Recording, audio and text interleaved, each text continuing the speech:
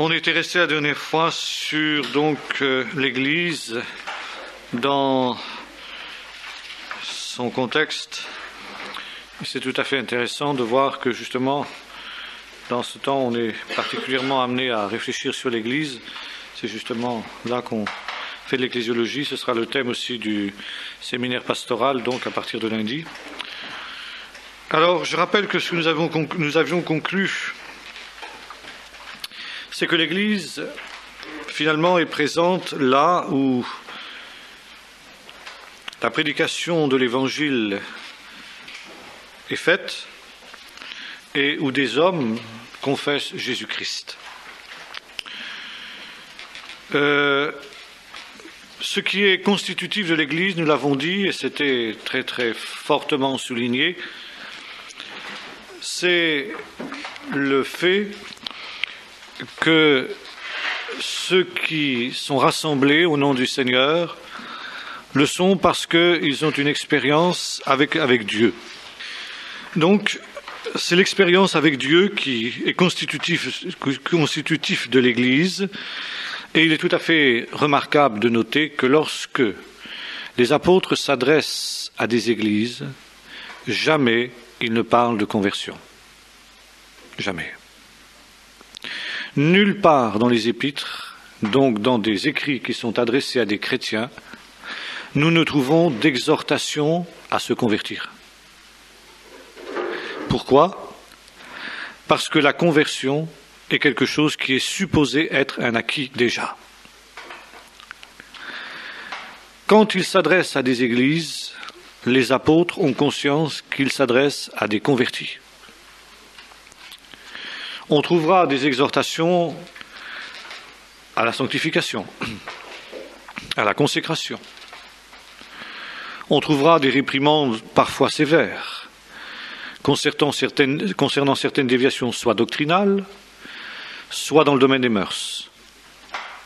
Mais jamais on ne trouve d'exhortation à se convertir. Par contre, quand les épîtres évoquent la conversion, c'est toujours pour une expérience du passé,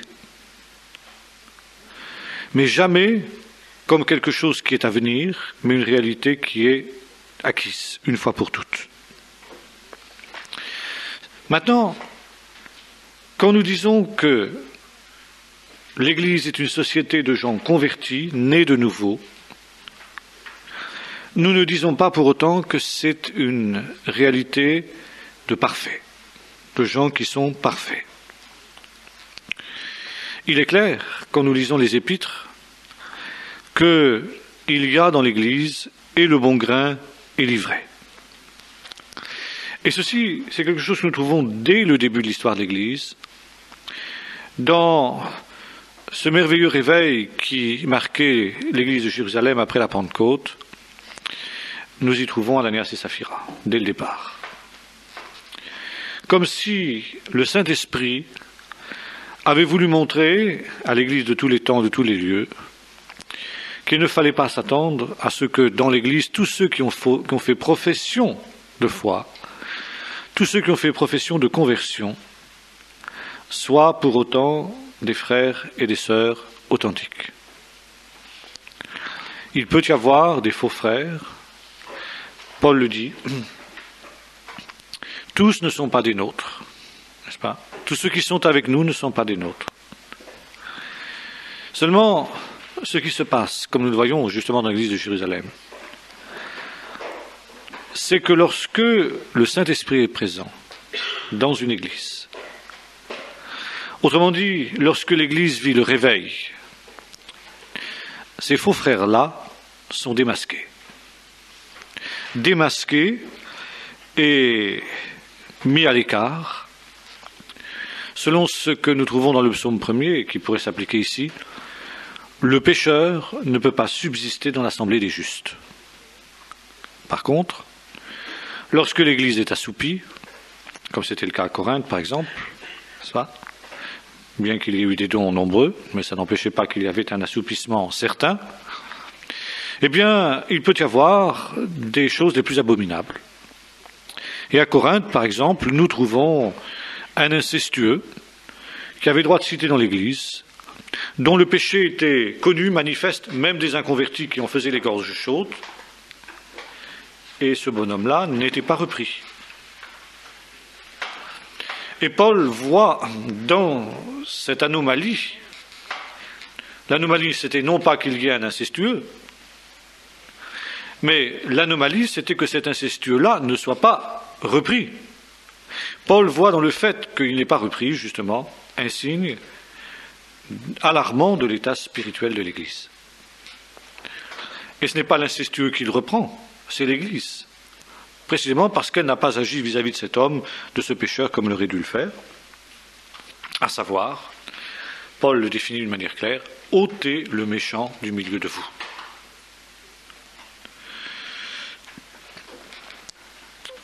Donc ici, nous voyons une chose, c'est que le pécheur scandaleux ne doit pas pouvoir subsister dans l'Église. Le pécheur doit être repris, averti, mis en garde, soumis à une discipline, et s'il s'obstine dans son péché, écarté de l'Église. Ôtez le méchant du milieu de vous. Et Paul conclut en ces termes, qu'ai-je à juger ceux du dehors? Ceux du dehors, Dieu les juge, mais c'est ceux du dedans que j'ai à juger. Ceci semble parfois étrange dans certains milieux, même évangéliques, où on entend dire « il ne faut pas juger », Jésus a dit « ne jugez pas ». Mais il faut bien comprendre ce que Jésus veut dire. Et Paul précise « vous n'avez pas à juger ceux du dehors ». Les païens, les inconvertis, qui vivent dans le péché, qui pratiquent le péché, je dirais, c'est normal, ils sont des inconvertis. Donc, tout naturellement, ils font le mal, ils commettent le péché. Ils n'ont pas fait de profession de servir Dieu, ils n'ont pas fait de profession de conversion. Laissez au Seigneur le soin de les juger, vous ne jugez pas. C'est dans la nature des choses qu'ils vivent de cette manière scandaleuse. Mais Paul dit, je vous ai dit, non pas de rompre le contact avec les pécheurs, les inconvertis, les débauchés, les homosexuels de ce monde, parce qu'autrement vous faudrez sortir du monde, dit l'apôtre Paul. Mais si quelqu'un se dit frère, voilà justement le critère, si quelqu'un se dit frère, et qu'il est débauché, qu'il est voleur, qu'il est meurtrier, qu'il est homosexuel, qu'il est ceci, qu'il est cela, à ce moment-là, vous avez à le juger. À ce moment-là, vous avez à intervenir en ce qui le concerne. Et vous avez à faire en sorte que cet homme-là, ou bien il se repente, ou bien s'il ne veut pas se repentir, qu'il soit écarté. C'est votre responsabilité en tant qu'Église locale. Et c'est la grande différence entre l'Église et le monde. Ce n'est pas que dans l'Église tout soit parfait et que dans l'Église on ne trouve pas de pécheurs. Même, comme dit l'apôtre Paul, des péchés qui sont parfois gravissime au point qu'on a du mal à en trouver d'équivalent dans le monde. C'était ce qu'il disait en ce qui concernait l'incestueux de Corinthe. Mais la grande différence, c'est que lorsque ces choses se commettent dans l'Église, le péché est démasqué et il est jugé. Voilà la grande différence. C'est ça la différence entre l'Église et le monde. Et si l'on cesse de juger le péché, si l'on cesse d'intervenir en ce qui concerne le péché, alors l'Église n'est plus ce qu'elle doit être. L'Église redevient le monde. Ôtez le méchant du milieu de vous pour que les autres aient de la crainte. après l'affaire d'Ananias et Saphira, une grande crainte s'empara de tous, nous est-il dit. Et comme résultat, il se faisait des signes, des miracles et des prodiges, etc. Et ça, c'est très important. Et en même temps, je dirais, c'est pas facile. L'exercice de la discipline dans l'Église, n'est-ce pas, est quelque chose d'important, mais de pas facile. D'abord, nous nous rendons compte que dans une Église multitudiniste, il est pratiquement impossible d'exercer une discipline de ce type-là. Parce que si on est dans l'Église par la naissance, ma foi, il faut vraiment pousser très loin le bouchon pour en être exclu. Bien que, Calvin, nous nous en souvenons, avait établi une discipline très stricte, et cette discipline, il la mettait au niveau de la Sainte Seine. Vous vous souvenez d'ailleurs des déboires qu'il avait eus à Genève. Il avait été chassé de Genève, n'est-ce pas, précisément pour avoir été trop strict sur justement la discipline dans ce domaine. Enfin, disons que il est évidemment beaucoup plus difficile dans une église de multitude d'exercer la discipline telle que la Bible la conçoit que dans une église de professants. Mais même dans une église de professants, c'est extrêmement difficile. Quand les gens ne sont pas spirituels. Quand les gens sont spirituels, ça ne pose pas de problème. Quand les gens ne sont pas spirituels, alors ça l'est. Pourquoi ? Parce qu'il y a des réactions charnelles. Il y a des solidarités charnelles, au point de vue familial, au point de vue question d'amitié, c'est pas... Bon, je vais vous donner un petit exemple. Quand j'étais dans l'église précédente, avant que je ne devienne pasteur dans cette église, il y avait un pasteur qui m'avait précédé, et un jour, une des jeunes filles de l'église s'est fiancée avec un inconverti. Et puis, quelque temps après, quand le moment du mariage a approché, elle a demandé au pasteur d'effectuer une cérémonie religieuse, une bénédiction sur le mariage qu'elle allait effectuer avec cet inconverti. Bon, il était venu avec son fiancé faire cette démarche, et le fiancé avait d'ailleurs été très honnête. J'avais dit au pasteur, vous savez, moi, de toute façon, je ne crois pas, je ne crois en rien du tout. Si je fais cette demande, c'est pour faire plaisir à ma fiancée, ça a l'air de lui faire plaisir, elle a l'air d'y tenir, donc voilà, c'est tout. Moi, je crois en rien. Alors, le pasteur lui avait répondu très justement, en disant, alors qu'est-ce que vous venez faire là? Si vous croyez en rien, c'est de l'hypocrisie, c'est du... Non, moi je peux pas vous marier dans des conditions comme ça, ce que n'importe quel pasteur répondrait dans une situation de ce type, bien évidemment. Seulement, voilà, cette jeune fille appartenait à une famille importante de l'Église, c'était une vieille église, il y a plusieurs générations, alors ils étaient mariés entre eux, il y a des cousins, des petits cousins d'eux, etc. Alors voilà, elle est allée se plaindre en disant, voilà, le pasteur ne veut pas me marier, etc. Et alors plusieurs anciens, entre guillemets, importants de cette église, n'est-ce pas, sont venus voir le pasteur en disant, voilà, c'est notre cousine, petite cousine, nièce, etc. Alors nous demandons absolument à ce que, sinon, ça va chauffer. Bon, tellement menaçons le pasteur, n'est-ce pas, comment dirais-je, de pression telle que le pasteur a fini par accepter de marier cette jeune fille. Alors, c'était la porte ouverte à d'autres mariages de ce type. Et quand quelque temps plus tard, moi je suis arrivé dans cette église, c'était devenu maintenant banal de se marier avec des inconvertis et de demander au pasteur de venir bénir ça. Et j'ai eu les pires ennuis, n'est-ce pas, quand je me suis opposé à des mariages de ce type-là. Voyez le genre, quoi. Hein. Et c'est ça. Pour ne pas déplaire un tel, pour ne pas mécontenter telle ou telle famille, ou bien tout simplement, n'est-ce pas, le chantage que fait la personne. Ah ben si c'est ça, je m'en vais, etc. Je viendrai plus. Bon, la crainte de perdre un membre, de perdre une famille, de perdre ça, etc.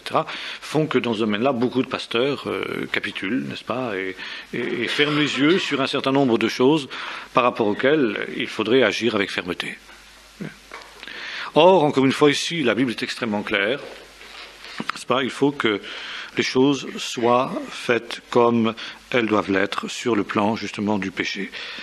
Il faut que le péché soit ôté, non pas évidemment, comment dirais-je, les choses hélas qui font partie de la nature humaine, encore que justement il faut exhorter en disant conduisez-vous d'une manière juste, même dans des petites choses, mais en tout cas lorsque un pécheur s'endurcit, eh bien il doit être rappelé à l'ordre d'une manière extrêmement ferme.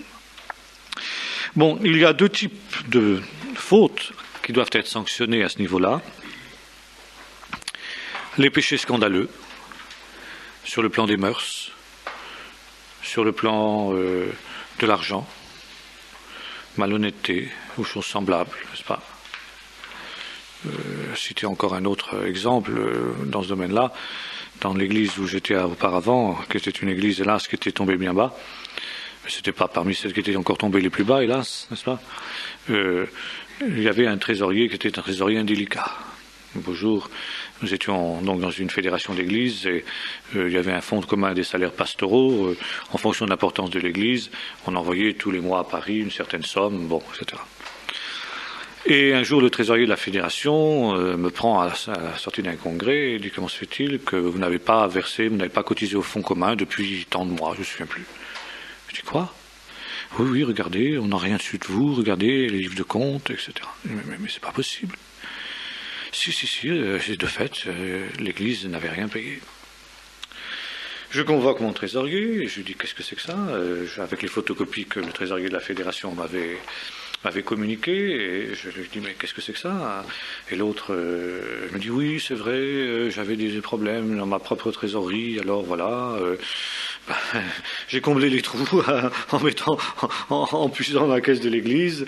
Et puis, mais je rembourserai. Il dit: bon, très bien, tu rembourseras, d'accord, moi je veux bien, mais en tout cas, démission immédiate. Hein. Ça, il n'est pas question de continuer comme ça. Alors, oui, d'accord, je démissionnerai, etc. Puis en fait, il n'a pas voulu démissionner. Bon, résultat, j'ai dû dire aux frères, voilà ce qui se passe. Est-ce que vous êtes d'accord d'avoir encore un trésorier de ce type-là ? Eh bien, ils ont dit oui. Ils étaient d'accord d'avoir un trésorier indélicat. Bon. Voilà. Hein ? Alors, il est certain que là, c'est plus la parole de Dieu qui fait autorité. Hein ? Alors, péchés scandaleux de ce type-là doivent être jugés, c'est évident. Deuxième type de péchés qui doivent être jugés, les péchés, enfin les erreurs doctrinales. Les erreurs doctrinales, notamment celles qui enseignent des divisions. Paul dit d'une manière très claire à Timothée: écarte-toi, n'est-ce pas, de celui qui cause des divisions, qui enseigne de fausses doctrines, des choses semblables. Parce que enseigner des fausses doctrines est extrêmement grave, parce que la doctrine est la base de la vie ensuite pratique chrétienne. Et si l'on enseigne de fausses doctrines, eh bien on entraîne loin de la vérité, donc loin de la vie à la mort, n'est-ce pas ? Les âmes mal affermies qui se laissent séduire justement par les faux docteurs, les faux prophètes, les gens qui enseignent des choses, des doctrines qui sont des doctrines erronées. Paul, vous vous souvenez, dans le dernier adieu qu'il fait aux anciens d'Éphèse, dit: prenez garde au troupeau sur lequel le Seigneur vous a établi évêque, n'est-ce pas, c'est-à-dire surveillant, car je sais qu'après mon départ, il s'introduira au milieu de vous des loups ravisseurs, qui enseigneront des choses pernicieuses et qui n'épargneront pas le troupeau. Et une des conditions, n'est-ce pas, de l'ancien, pour qu'il soit ancien, d'après les épîtres de Paul à Timothée et à Tite, c'est qu'il soit d'aplomb sur la doctrine, c'est qu'il ait une doctrine saine. La raison étant justement qu'il puisse réfuter les contradicteurs, il puisse enseigner sainement la doctrine, et qu'il puisse veiller précisément à ce que personne ne vienne enseigner des fausses doctrines. Et Paul dit à Timothée: écarte après un deuxième et un troisième avertissement celui justement qui enseigne des fausses doctrines. Donc, celui qui enseigne des fausses doctrines doit être averti, et puis ensuite il doit être écarté. On ne doit pas laisser justement quelqu'un qui arrive avec une fausse doctrine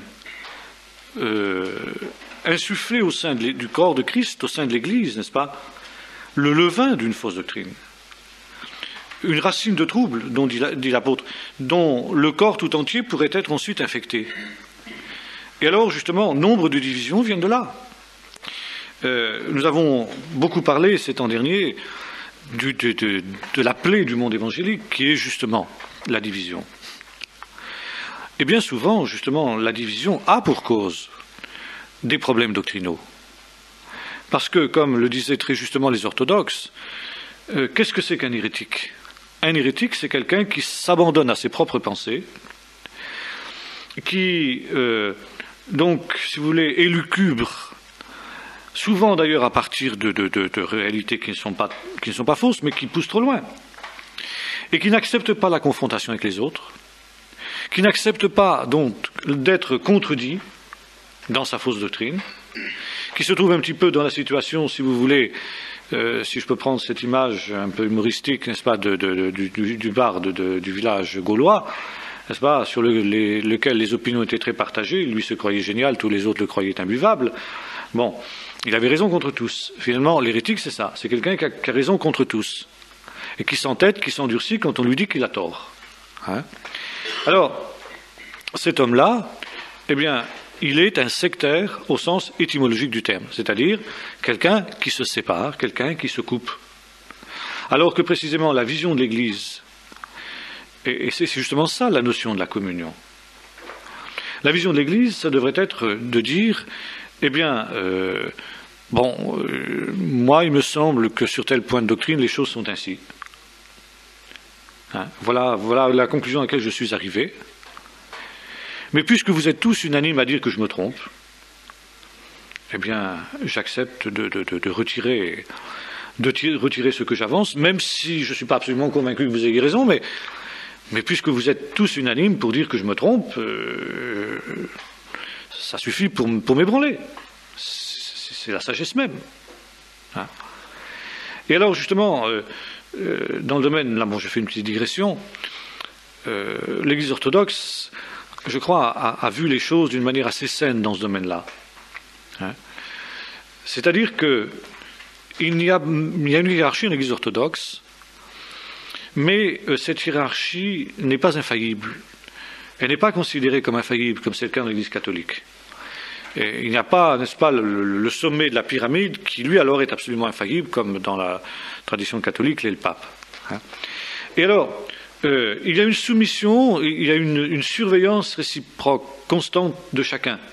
Hein, dans ce sens que même les patriarches, et même le premier d'entre eux, le patriarche de Constantinople, n'est-ce pas, et vit dans la soumission par rapport à ses pairs. Hein, je dis ses pairs, P-A-I-R-S, c'est-à-dire ceux qui sont patriarches comme lui, ou les autres évêques, n'est-ce pas. Il y a une conciliarité. C'est cette notion de conciliarité qui est extrêmement importante, parce que justement, elle est le pendant, elle est le corollaire de la communion. Il n'y a pas de communion sans conciliarité. C'est-à-dire que, finalement, si nous prenons la Bible, tous les uns les autres, avec le même souci de rechercher la vérité, hein, eh bien, il est évident que nous arriverons à des conclusions qui seront justes. Hein. Et alors, pourquoi quelqu'un pourrait être d'une autre idée, d'une autre opinion ? Eh bien, pour des raisons personnelles, parfois des raisons qui sont tout à fait charnelles, parce que il a des choses qu'il ne veut pas avouer, il veut être le premier, ou bien il veut être, hein, il veut avoir une influence, etc. Ou, bon, ça peut être quelque chose comme ça, ou bien ça peut être tout simplement à cause d'un background, comme on dit, pas d'une expérience faite, etc. Mais il a besoin d'être corrigé. Et justement, dans la conciliarité, c'est-à-dire justement dans le conseil des frères, comme c'était dans le cas à Jérusalem, on voit dans Acte 15, hein, ce qu'on appelle le concile de Jérusalem, j'aime pas le mot, parce qu'il a été galvaudé par le catholicisme. Mais n'est-ce pas, cette idée qui est très juste, qu'on ne lit pas la Bible seule, en fin de compte. Et alors là, on est aux antipodes de la vision protestante caricaturé par le catholicisme, mais qui contient un peu de vrai, que chaque protestant et pape une Bible à la main. Alors, à ça, les orthodoxes répondent d'une manière très juste. Ils disent, on ne lit pas la Bible seule. Et même quand on la lit seule, on doit avoir conscience qu'on la lit dans la communion de l'Église universelle. On ne refait pas le monde.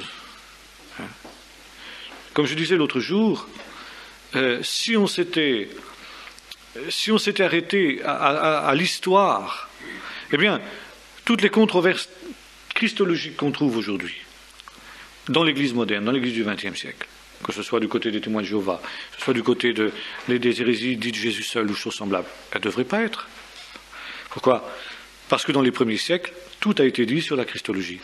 Toutes les hérésies possibles et imaginables dans le domaine de la christologie ont été vécues dans l'Église. Et à chaque fois, il y a eu une réponse biblique qui a été apportée.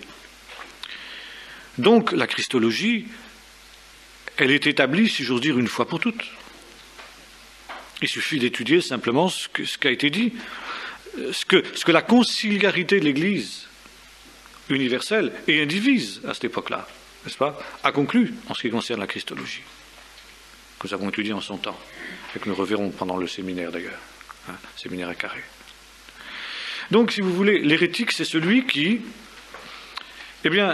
s'abandonne à ses propres pensées, par orgueil, et c'est toujours l'orgueil dans ces cas-là, manque d'humilité, de celui qui n'accepte pas d'être repris. Et même, n'est-ce pas, s'il pense avoir raison contre les autres, qu'il ait l'humilité de dire « Vous n'acceptez pas mon point de vue, je le retire, laissant la chose à Dieu. Si j'ai raison, tôt ou tard, le Seigneur vous convaincra. C'est tout, c'est simple. Mais si je tape sur la table, si je dis vous êtes tous des imbéciles, vous n'y comprenez rien du tout, c'est moi seul qui comprends, qui connais, etc. C'est l'hérésie. C'est l'hérésie. Au sens profond du terme. Alors vous allez me dire, mais Luther, par exemple. Mais justement, Luther, il était dans la conciliarité parce que, justement, une foule de gens se sont levés pour dire, mais oui, il a raison.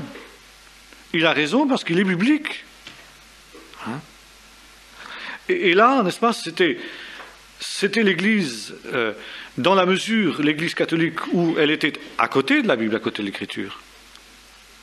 Car, comme le disait très justement Luther, moi je suis prêt à être convaincu. Je suis prêt à reconnaître que je me trompe si vous me convainquez par l'Écriture. Et c'est ça qu'ils ont été incapables de faire. Parce que c'est justement ça, l'équilibre, si vous voulez. L'Église, dans sa conciliarité doctrinale, donc, ne peut rien établir qui soit objectivement et manifestement contraire à l'Écriture. Et si quelque chose est manifestement contraire à l'Écriture, alors, là oui, dans ce cas, mais dans ce cas seulement et à condition d'avoir des arguments bibliques absolument forts, n'est-ce pas ? On peut dire j'ai raison contre vous. Seulement, Luther n'était pas l'hérétique au sens qu'on établit là, qui par orgueil s'entête, parce qu'au contraire, il a accepté la confrontation.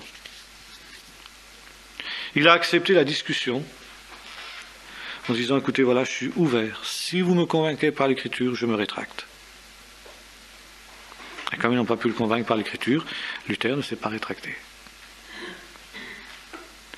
Voyez-vous, c'est pas simple.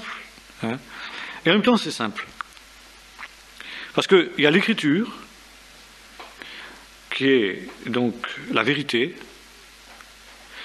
Et puis, deuxièmement, c'est sur l'interprétation de l'Écriture, si vous voulez, qu'il peut y avoir des problèmes.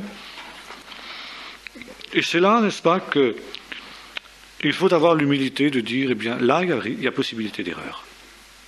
Il y a possibilité d'erreur personnelle, il y a possibilité d'erreur aussi au niveau même de l'Église universelle, à mesure où l'Église universelle peut ne pas avoir encore eu toute la vérité, tout l'éclairage, n'est-ce pas ? Mais dans cette soumission les uns aux autres, dans cette soumission réciproque, qui est quand même le garant de deux choses. Premièrement, du dépôt essentiel de la foi, quand l'Église est bâtie sur la parole de Dieu, parce que souvent, justement, ce sont sur des choses un peu secondaires que les problèmes doctrinaux naissent. Que ce soit, je ne sais pas moi, par exemple, sur la question des danses ou des choses semblables, ou de savoir en ce moment les hérésies qu'il y a dans les milieux évangéliques, les gens qui tombent sous la soi-disant influence du Saint-Esprit, etc. Bon, c'est pas quand même sur des choses essentielles, quoi.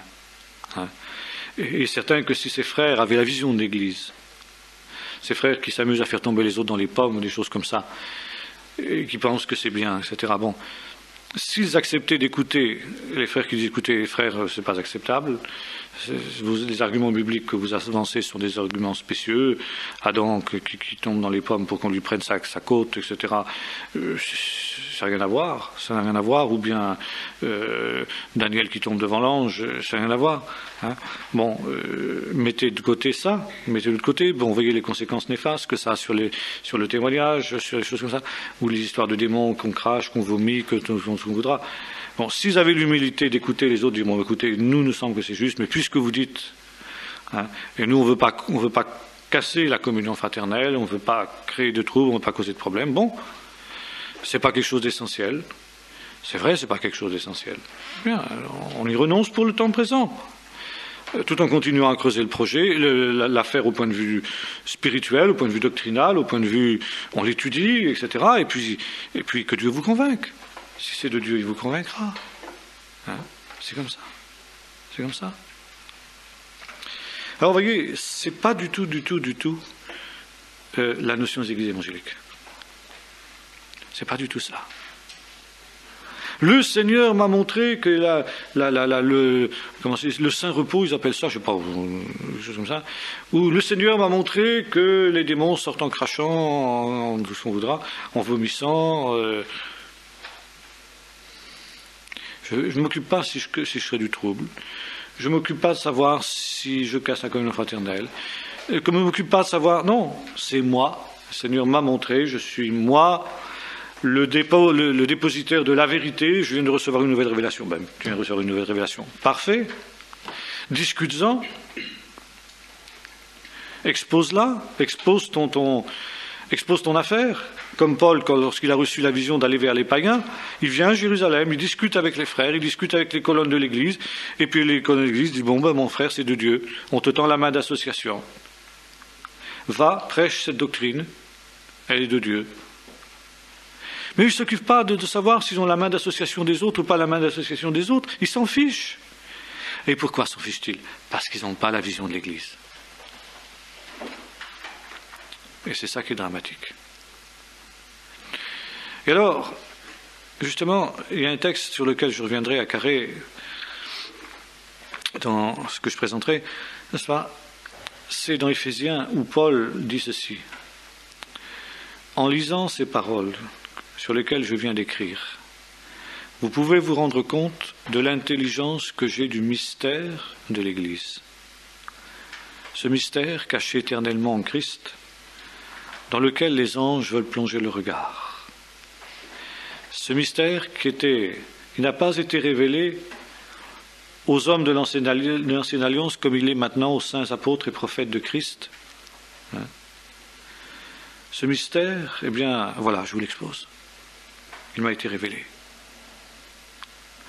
C'est-à-dire que l'Église, c'est un mystère. Ça veut dire quoi un mystère? Au sens biblique du terme, il y a plusieurs fois une question de mystère. Nous avons le mystère de l'iniquité. Nous avons le mystère d'Israël. Nous avons le mystère de la Grande Babylone.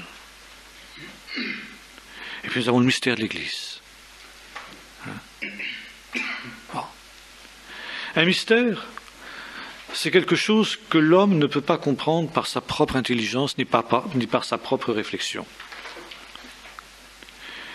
C'est quelque chose qui est caché en Dieu, comme dit l'apôtre Paul, et que l'homme ne peut comprendre que par une révélation du Seigneur. C'est ce que Paul dit. Moi, j'ai reçu une révélation pour ça. C'est ce mystère qui a été révélé aux saints apôtres et prophètes de Christ. Et alors, je crois que, effectivement, le mystère de l'Église a besoin d'une révélation pour être perçu. Oh, il est déjà, en quelque sorte, dans l'Écriture. Il suffit de prendre l'Écriture. Il a été révélé aux saints apôtres et prophètes de Christ qui nous l'ont communiqué. Mais je crois qu'il faut plus qu'une étude, je dirais, théologique ou intellectuelle. Il faut vraiment entrer dans ce mystère dans un esprit de révélation.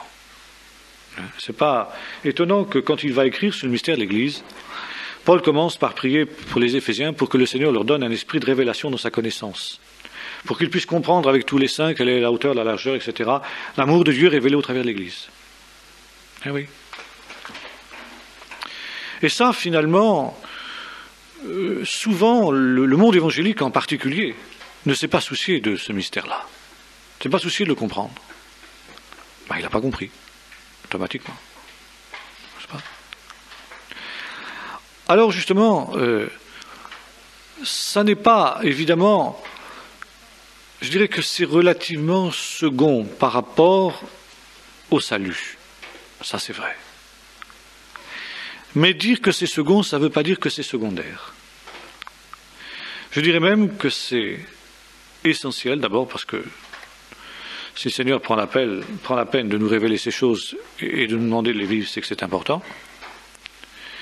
Et puis deuxièmement, parce que, comme le dira l'apôtre Paul, l'Église est la colonne et l'appui de la vérité. Et nous retombons justement sur cette notion de conciliarité, basée sur l'Écriture. C'est là que nous différons des orthodoxes. Disons, la base de la conciliarité, c'est l'Écriture. Mais ceci dit, c'est vrai, ils ont raison de rappeler qu'il y a aussi cette dimension-là. Alors voilà, si vous voulez, ça c'est une chose très importante, c'est pourquoi j'y insiste un petit peu lourdement.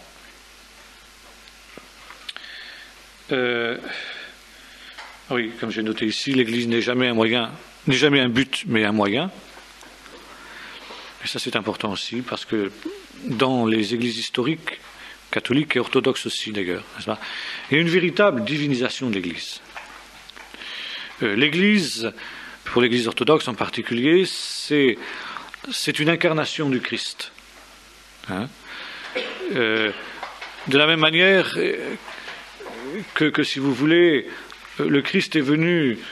Donc il y a une divinisation de l'Église. L'Église est divinisée par la présence du Saint-Esprit en elle, et automatiquement, donc, elle est le substitut du Christ sur la terre. Je pense que c'est aller infiniment trop loin, même si au départ, il y a une intuition qui est assez juste, savoir que, bon, comme le dit la Bible, elle est le corps de Christ. Ça c'est vrai. Mais pas plus. Elle ne prend pas la place du Christ. Elle n'est pas vicaire du Christ. Et là, les orthodoxes disent c'est pas le pape qui est vicaire du Christ, c'est l'Église. Non, je ne suis pas d'accord. Je suis pas d'accord. Il n'y a pas de vicaire. Pas de vicaire du Christ. Pour une raison très simple, c'est que le Christ, il est vivant. Il n'y a pas besoin de vicaire. Il n'y a pas besoin de remplaçant. Il est absent. Non, il n'est pas absent. Il est présent par son esprit. Il n'a pas besoin de vicaire. Si vicaire il y a, c'est le Saint-Esprit. Point. Donc l'Église n'est pas un but, mais elle est un moyen. Et un moyen important. Très important. Alors maintenant, il y a un autre problème. C'est que si nous regardons l'histoire, nous nous rendons compte que presque dès le départ, il y a dans l'Église des infidélités. C'est une tendance qu'on constate déjà dans l'Apocalypse. À la fin du 1er siècle, donc, un certain nombre d'églises, on peut dire l'Église en général, est reprise sévèrement par le Seigneur. Et que trouve-t-on dans les églises de l'Apocalypse, les 7 églises? Perte du premier amour, donc attiédissement spirituel. problèmes moraux, tu laisses cette femme Jézabel, etc., se prostituer avec mes serviteurs. Enseignement, donc fausse doctrine, les doctrines des Nicolaïtes, la doctrine de la fameuse Jézabel, etc. On trouve des péchés scandaleux, enfin on trouve tout. Hein? Et une infidélité. Et puis il y a une infidélité qui va ensuite beaucoup plus loin encore, dans la perspective eschatologique, ça veut dire la perspective du retour du Seigneur, l'Église apparaît comme apostate. La Grande Babylone, le mystère de la Grande Babylone. Et Paul déclare, il faut que l'apostasie arrive premièrement, avant que ne vienne la fin. Apostasie, c'est l'abandon de la foi. L'abandon de la foi, c'est des gens qui l'ont eu. C'est pas du monde qu'il s'agit là, car le monde n'a jamais eu la foi. Mais c'est l'Église. Donc ici, il y a l'annonce de l'apostasie de l'Église, de l'infidélité de l'Église dans l'Écriture elle-même. Et ensuite, il y a d'autres textes où Paul dira par exemple, la voix de la vérité sera décriée. Hein, et d'autres textes du même ordre. Et nous voyons déjà comment se fait, je dirais, l'égarement. Et ça, c'est toujours le cas, quand on prend l'histoire de l'Église. La première génération, c'est la génération qui a connu le Seigneur. La génération des apôtres, ils ont ce que nos mains ont touché, ce que nos yeux ont vu, ce que nos oreilles ont entendu, voilà ce que nous annonçons. Il y a le feu, le premier amour, l'engagement total, rien ne compte, si ce n'est le service de Dieu. Bon. Vous avez la deuxième génération. Timothée. Des gens comme ça. Ils n'ont pas connu le Seigneur directement. Mais ils ont connu ceux qui ont connu le Seigneur. Ils ont connu les apôtres. Ensuite, des gens comme Clément, comme Ignace, qui était un disciple de Jean, pareil, Polycarpe, des gens comme ça. Hein. Bon. Et ils ont connu les apôtres. Mais ils n'ont pas fait exactement les mêmes expériences qu'eux. Ils ont vécu des expériences de leur père. Et le danger, c'est toujours ce qu'a souligné Duplessis dans sa fameuse révélation qui a été donnée par le Seigneur, quand le Seigneur lui avait dit « Dieu n'a pas de petit-fils ». C'est que la deuxième génération, c'est souvent la génération des petits-fils. Ils n'ont plus l'expérience des pères. Mais ils ont quand même l'enseignement des pères. Alors ils sont fidèles sur l'essentiel. Ils gardent l'essentiel de ce qu'ont gardé leurs pères. Et si vous voulez, on peut dire qu'à ce niveau-là, l'Église continue sur la lancée. Et puis vient la troisième génération, qui n'a bien entendu pas l'expérience de la première, et puis qui n'a pas eu non plus l'enseignement de la première, la deuxième, je veux dire, de la deuxième génération, et qui, elle, alors s'ouvre à toutes les infidélités, toutes les compromissions. Et à partir de la troisième génération, en général, c'est l'affadissement total. C'est le début de l'apostasie. Alors qu'est-ce que Dieu fait dans ces cas-là? Dieu envoie un réveil. Qu'est-ce que c'est qu'un réveil? Eh bien, c'est que Dieu saisit à nouveau quelques hommes qui refont les expériences du début, qui sont à nouveau saisis par Dieu comme les premiers,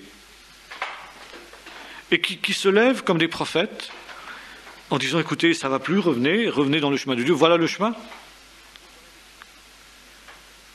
Alors ça crée une tension dans l'institution.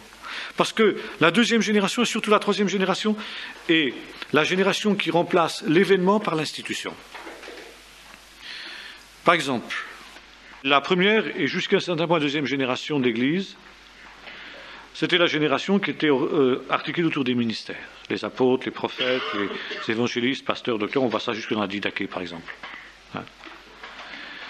Et alors là, vous avez donc la vie de l'esprit, vous avez tout ça. Hein. Et puis, cette génération-là disparaît. Bon, vous avez encore un petit peu dans la deuxième génération, comme on voit dans l'Idaké, puis la troisième génération. Ben, l'onction du Saint-Esprit s'en va. Mais on se souvient qu'il y avait une onction de l'Esprit. On se souvient qu'il y avait quelque chose qui s'appelait le baptême dans le Saint-Esprit. Alors qu'est-ce qu'on fait? On ritualise et on institutionnalise la chose. Au lieu que ce soit une expérience prêchée et vécue, c'est le souvenir de quelque chose qui était, qui n'est plus, et qu'on ne garde qu'en symbole. C'est une sacramentalisation. Et dans l'Église orthodoxe, ça se caractérise par exemple par la chrismation, c'est-à-dire on oint d'huile le catéchumène. Il est oint d'huile. Ben oui, l'huile, c'est l'image du Saint-Esprit. C'est le souvenir de l'expérience du baptême du Saint-Esprit qui a eu lieu un jour et qui n'est plus. Ah, on s'en souvient. Hein. Les miracles de guérison, ben, ils se font plus rares. Alors qu'est-ce qu'on fait? C'est écrit dans les Épîtres de Jacques, là aussi, si quelqu'un est malade, qu'il loigne d'huile, etc. Et alors on fait un sacrement, le sacrement de l'onction des malades, qui n'est plus pour la guérison en général, mais qui est pour le passeport pour l'au-delà, quand quelqu'un est à la dernière extrémité. Mais c'est quoi ça? Dans sa déformation même, c'est le souvenir qu'il y a eu autrefois une pratique qui, elle, était pour la guérison, comme on voit hein. Même chose pour les ministères. Bon, il faut un peu d'ordre, que voulez-vous? Les apôtres sont partis, les ministères sont partis, mais il faut un peu d'ordre. Ça pagaille autrement. Mais qu'est-ce qu'on va faire? On établit des évêques qui ont un pouvoir non plus spirituel, mais un pouvoir juridique. Hein? Ce ne sont plus des hommes qui sont là parce qu'ils sont remplis des dons du Saint-Esprit, parce que leur autorité vient de Dieu et que tout le monde reconnaît qu'elle vient de Dieu, mais ce sont des hommes qui sont institués. Et parce qu'ils ont la charge, parce qu'ils ont la fonction, parce qu'ils ont la myrte, parce qu'ils ont la robe, parce qu'ils ont la crosse, etc., eh bien on leur doit obéissance. C'est juridique. C'est plus spirituel, c'est juridique. Voyez-vous, c'est ça la déviation. Et je dirais, cette déviation, elle est inévitable. Presque. Si, elle est évitable, heureusement. Mais la condition, il faut vraiment, comment dirais-je, être à l'écoute de Dieu à fond, quoi. En tout cas, elle se retrouve extrêmement souvent dans l'histoire d'Église. Et alors, c'est là justement que surgit l'homme de Dieu, le révivaliste, le prophète, comme vous voulez. Hein? Alors, ce prophète, il vient avec une... Enfin, c'est extrêmement complexe, mais il vient avec le feu, la flamme, n'est-ce pas, de celui qui sait de quoi il parle, parce qu'il l'a vécu. Alors, en général, je dirais 9 fois sur 10, il est rejeté, il est incompris, comme les prophètes d'Israël. Hein? Alors à ce moment-là, justement, il peut se séparer. Et parfois, il est obligé de se séparer. Ou bien il est étouffé, ou bien il est tué. Ça, c'est arrivé de nombreuses fois dans l'Église, l'histoire de l'Église. Hein? Ou bien il est obligé de se séparer. Et alors là, si vous voulez, comme débute un phénomène qui, là aussi, n'est pas bon, n'est pas juste. Parce que, si vous voulez, il vient avec une vérité expérimentée, une vérité profondément spirituelle, vécue, authentifiée dans la vie. Mais si vous voulez, à partir du moment où il s'est séparé, et donc un groupe avec lui, va être hors du temps, et en même temps, si vous voulez, hors du courant de l'Église. Parce que, si vous voulez, l'œuvre de Dieu, c'est quelque chose de vaste. Et ça, je crois qu'il faut qu'on en soit bien conscient. L'œuvre de Dieu, la doctrine, c'est beaucoup plus grand. beaucoup plus vaste que la compréhension que j'en ai. Je crois que c'est ça qu'il faut voir. Dieu est beaucoup plus grand que l'expérience que j'ai de lui. L'œuvre du Saint-Esprit est infiniment plus vaste que l'expérience que j'en ai faite, quelque grande que soit cette expérience que j'en ai faite. Voyez-vous ? Par conséquent, moi, individu, je suis incapable de saisir l'œuvre de Dieu dans sa diversité, dans sa complexité, dans sa richesse. Et alors, l'individu que je suis, et qui peut éventuellement recevoir de Dieu une grâce extraordinaire dans le domaine de l'expérience, dans le domaine de la doctrine, dans le domaine de la vision, dans le domaine de choses semblables, n'est-ce pas ? Eh bien, il est suscité par le Seigneur pour rappeler quelque chose d'important qui a été oublié, pour rappeler quelque chose qui est essentiel, peut-être même, hein, mais qui n'est pas tout. Et si vous voulez, dans le temps, nonobstant toutes les déviations, toutes les infidélités, toutes les apostasies qu'on a signalées, eh bien, il y a d'autres hommes aussi, qui ont été suscités par Dieu dans d'autres temps, avec des visions du même type, bien que différentes, mais complémentaires. Et si vous voulez, le risque, quand on a soi-même reçu une révélation importante,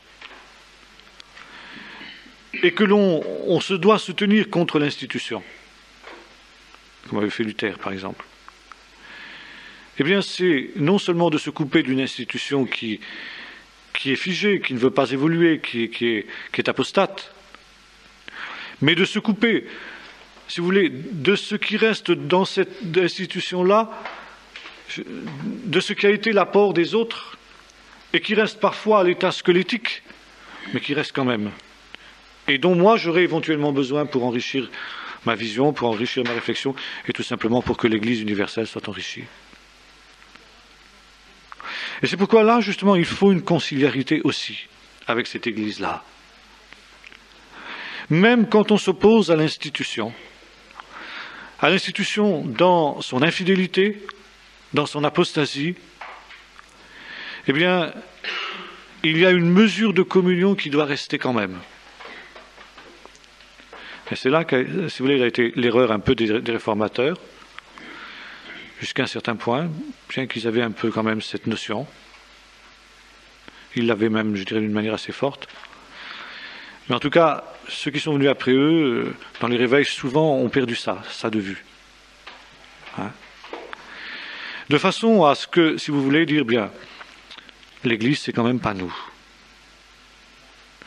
L'Église, c'est pas, je sais pas moi, c'est pas les assemblées de Dieu de France. L'Assemblée de Dieu de France ou de l'Assemblée de Dieu dans le monde, disons, ont redécouvert quelque chose d'important. C'est un mouvement de Dieu, suscité par Dieu, il n'y a pas de problème. Pour rappeler justement une de ces vérités qui avait été complètement oubliée, complètement occultée dans l'Église universelle. Et ils ont été obligés de se séparer. Ils ont été expulsés, il n'y avait pas d'autre solution, il a fallu se séparer. Mais quand ils ont dit, c'est nous maintenant l'Église, et les autres ne sont plus rien, il n'y a plus rien de bon au milieu d'eux, eh bien ils se sont coupés, si vous voulez, du courant de la geste de Dieu dans l'histoire. Hein? Et d'ailleurs c'est très typique dans le mouvement de Pentecôte, que presque immédiatement après leur constitution en Église, sont nés des problèmes doctrinaux sur la christologie, justement. C'est pour ça que j'ai évoqué la christologie tout à l'heure. Et en particulier, la vieille hérésie sabellianiste, n'est-ce pas, ou le modalisme, l'hérésie modaliste, on appelle aussi, c'est-à-dire Dieu peut prendre différents modes. Il peut se manifester tantôt sous la forme du Père, tantôt sous la forme du Fils, tantôt sous la forme du Saint-Esprit. Comme l'eau peut exister sous la forme de la glace, sous la forme de liquide ou sous la forme gazeuse. Hein? Bon, ça c'est pas nouveau. Encore une fois, l'Église des premiers siècles avait résolu ces problèmes-là. Alors, voilà des querelles qui ont affaibli le mouvement de Pentecôte, qui l'ont miné intérieurement, parce que il y a eu des hérésies, il y a eu des déchirures, il y a eu des cassures, il y a eu des combats, il y a eu des luttes fratricides à mort. Et c'est un combat dont on aurait pu faire l'économie si on avait repris simplement la christologie de l'Église primitive. Enfin, de l'Église primitive, l'Église des premiers siècles. Tout simplement. Il suffit de reprendre les premiers conciles de Nicée à Chalcédoine et tout est dit. Tout est dit. Il n'y a plus rien à ajouter. Alors voilà le genre de choses, voyez. Alors, bien sûr, on va revenir beaucoup là-dessus à carré, mais vous voyez, c'est une vision de l'Église assez différente finalement de celle qui existe dans nos milieux. Si vous voulez, une vision beaucoup plus large, une vision beaucoup plus, comment dirais-je, beaucoup plus biblique. Beaucoup plus biblique, parce que finalement, encore une fois, l'Évangile avait prévu l'apostasie de l'Église. Et plus le temps passe, et plus automatiquement l'infidélité de l'Église tente à croître, jusqu'au moment où elle arrivera pratiquement à cet état de grande prostituée qu'on voit décrire l'Apocalypse, bien qu'à côté de ça, il ne faut pas oublier le corollaire, il y a l'épouse auquel il a été donné de se parer de fin lin, etc. Et là, justement, les lettres de l'Apocalypse sont très parlantes à ce niveau-là. Bon, des églises complètement mondanisées, complètement par terre comme la Odyssée, le Seigneur dit à celui qui vaincra. Dans cette église, il y a des vainqueurs. Elle a beau être complètement, presque dans l'état de la grande prostituée, cette pauvre église de la Odyssée, il y a des vainqueurs au milieu d'elle. Il y a l'église. Il y a l'église de Jésus-Christ dans l'église de la Odyssée aussi. Alors il y a des côtés de ça l'église de Philadelphie, fidèle, qui a une ecclésialité beaucoup plus grande que l'église de Laodicée, mais l'église de Laodicée a une ecclésialité aussi, une ecclésialité infiniment moindre que celle de Philadelphie, mais une ecclésialité quand même. Voilà. Alors, vous comprenez, l'œuvre de l'Église, c'est celle-là. C'est cet âge de prêcher, d'enseigner toutes les nations. La maison de prière, ça il faudra qu'on en parle aussi, parce que c'est quelque chose qu'on oublie aussi dans nos milieux. Ça, c'est quelque chose à redécouvrir à fond.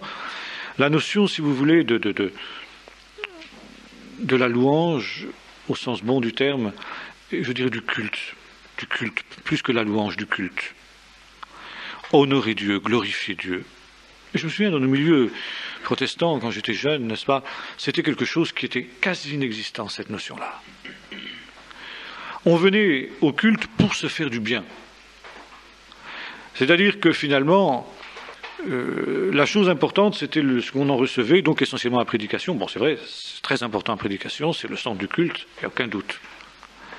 Ça. Mais la démarche, vous voyez, c'était une démarche, je dirais, encore une fois, individualiste.